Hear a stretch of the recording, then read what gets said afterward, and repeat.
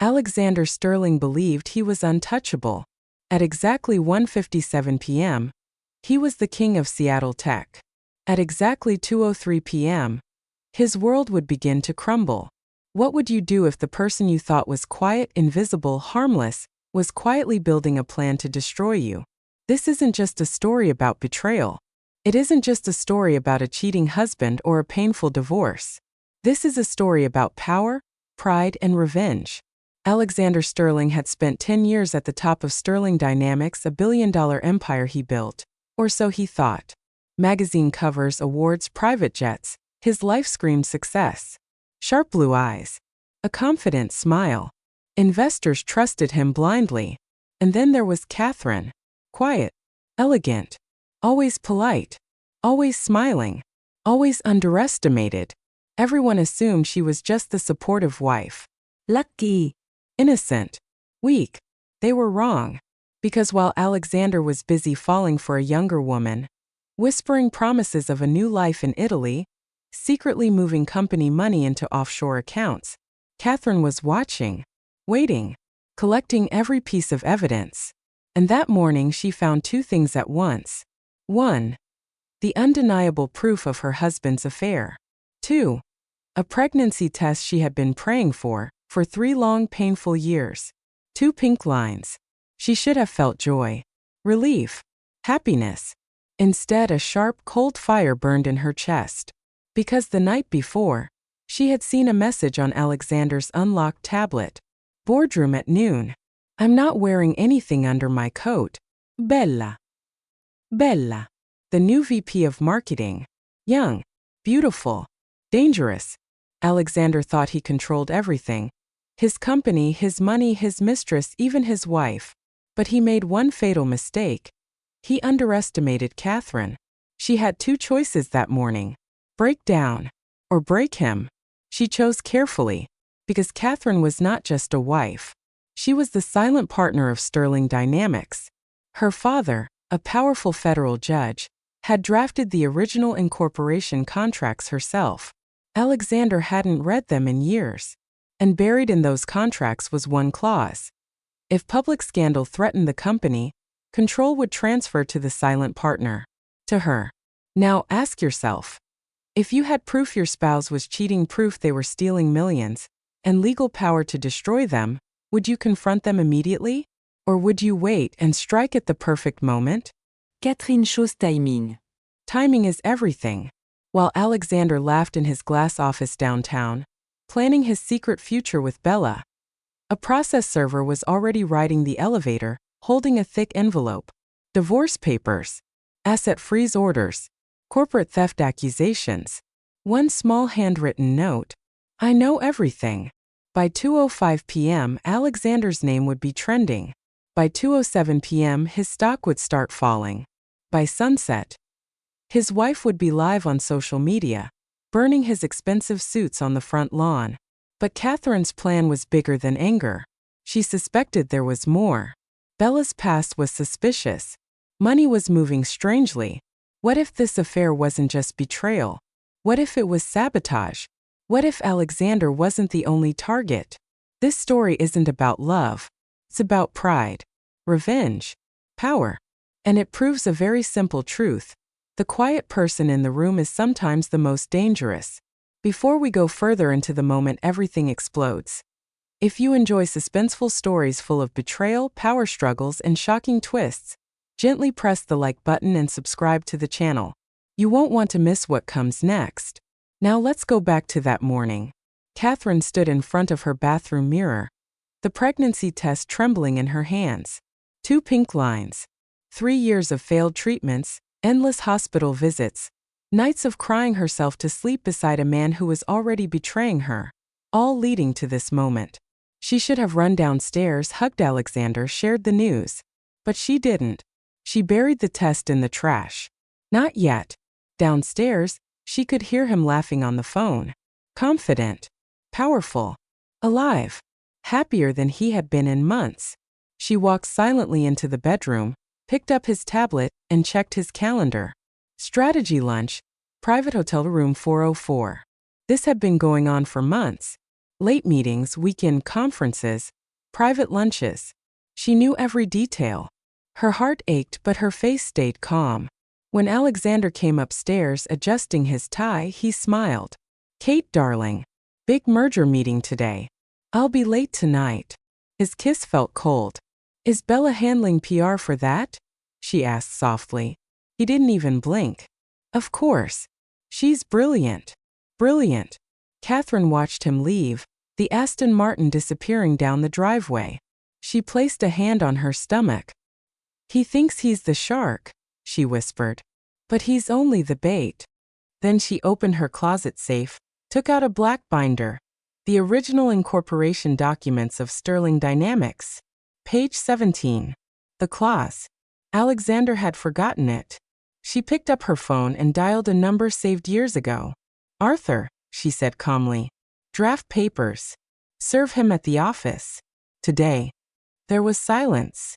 "Grounds?" the lawyer asked. "Adultery and embezzlement." Rain began to fall against the glass. Inside, Catherine Sterling began her war. And downtown, Alexander Sterling had no idea that by the time he returned from his lunch, his world would already be collapsing. Downtown Seattle was gray and wet that afternoon. But the top floor of Sterling Dynamics gleamed with power. Glass walls, polished mahogany, soft lights reflecting perfectly. The company logo behind Alexander's chair glowed like a crown. Alexander Sterling sat at the head of the table, confident, calm, untouchable, or so he thought.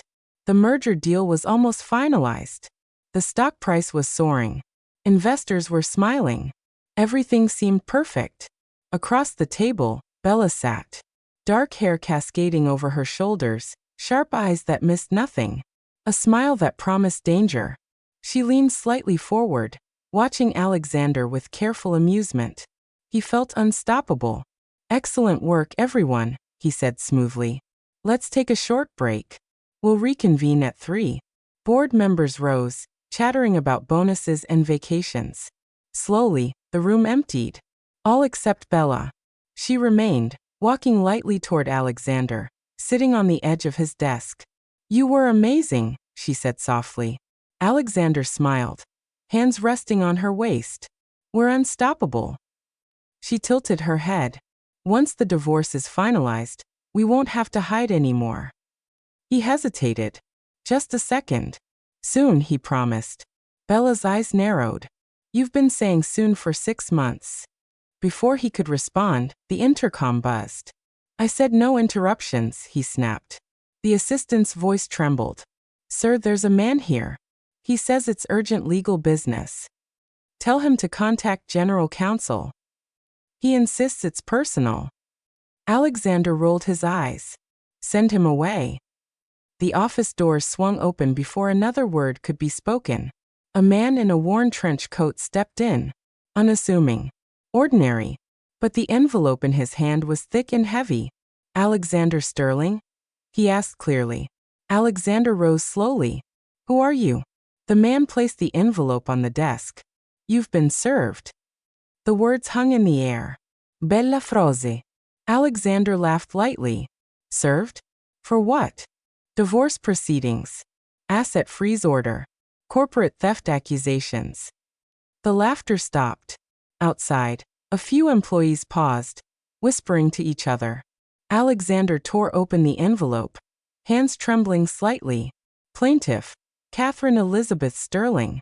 Defendant, Alexander James Sterling. Temporary freezing of personal and corporate assets. He turned the page. Attached were bank transfers.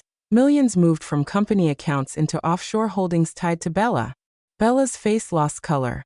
"What is this?" she whispered. Alexander's heartbeat raced. Then he saw it. A sticky note, elegant handwriting, unmistakable. "I know about the baby. Mine and yours. Enjoy the fall." "She knows," Alexander muttered, voice low, trembling. Phones buzzed in the office. Employees whispered. The assistant rushed in with her tablet. "Sir, Mrs. Sterling just went live online." Alexander grabbed the tablet. There she was, Catherine. Controlled. Standing on the front lawn of their mansion. a pile of his expensive suits in front of her. 50,000 viewers already watching. She held up a jacket. "This is the suit my husband wore on our anniversary," she said clearly. "He left dinner early to meet his marketing VP." She dropped it into flames. Fire roared. Comments exploded. "Queen energy. Take him down." Alexander felt the ground shift beneath him. The stock ticker turned red. Down 9%, 12%, 15%. Bella stepped back, whispering, "You said she was weak. You said she didn't know anything." "I didn't think," he began. "You didn't think," she snapped. The process server had not even left. "Page 4 is interesting," the man said casually before exiting. Alexander flipped to page 4. More transfers. More proof of corporate misuse. The board would see. The SEC would see. His phone rang again. Gerald Thorne, chairman of the board. "What is happening?" Gerald demanded. "It's a misunderstanding," Alexander said, hands shaking. "Is it? Because we're calling an emergency board meeting tomorrow morning. If these accusations are true." Silence. Alexander lowered the phone. Bella was texting furiously. "Fix this," she demanded. "You're involved too," Alexander snapped. Her eyes hardened. "I didn't sign up for prison." A message flashed on her screen. She looked pale, then composed herself. "Who was that?" Alexander asked. "Nothing," she replied. He grabbed her wrist. The message read, "The wife knows. Extraction team ready. Leave the asset." Alexander's blood ran cold. "You were supposed to be easy," she said quietly. "What?" "You're not the first CEO I've worked with," she said. "I only adjust the timing. I work for investors who buy broken companies after they fall. I help them fall faster." The room shrank around him. The affair. The promises. The future in Italy. All part of a plan. "You destroyed your own marriage," Bella continued calmly. "You used me," Alexander whispered. She shrugged. "You used your company's money. I just redirected some of it." "The Cayman account?" "Already moved," she said. "Zurich is beautiful this time of year." Alexander stared at her as if seeing her for the first time. "You stole from me." "I earned it," she said. And just like that, she walked out, leaving him alone. No wife. No mistress. No control. Only a board meeting waiting in the morning. Alexander poured himself a drink. Hands shook. He had always believed he was the smartest person in the room. Now he wasn't even sure he understood the game. But he wasn't finished. Not yet. He picked up his phone, dialed an old college friend, now a powerful journalist. "Dave," he said quietly, "how would you like the biggest corporate espionage story of the year?" Silence on the other end. "I'm going to expose her," Alexander continued, "before she destroys everything." He ended the call and stared at the city skyline. Catherine had begun the war. Bella had betrayed him. But Alexander Sterling wasn't finished. Tomorrow in the boardroom he would fight. And he would not go down quietly. Before we move to the final act of this story, if you're loving this intense story of betrayal, suspense, and revenge, gently press the like button and subscribe. You'll want to see how this game of power ends. The next morning, Seattle was quiet, almost deceptively calm. Inside Sterling Dynamics, the air was electric with anticipation. Staff whispered in hallways.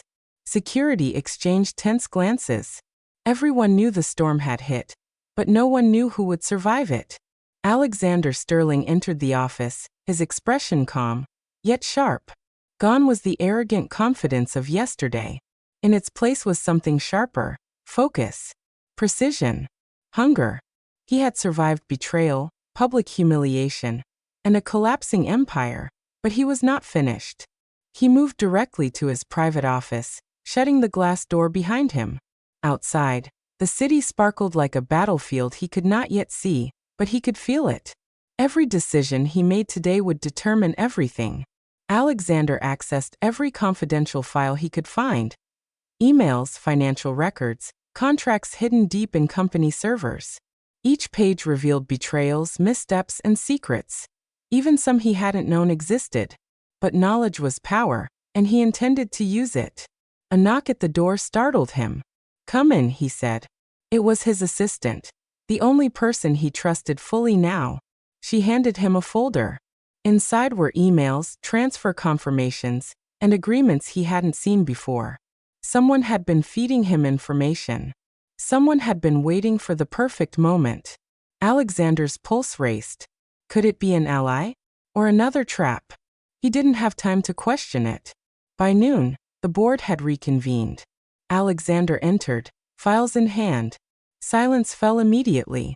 Gerald Thorne, chairman of the board, narrowed his eyes. "Alexander," he said cautiously, "what is happening?"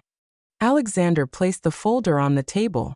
"I have answers," he said firmly. "Not just for you, but for everyone here." One by one he revealed hidden truths.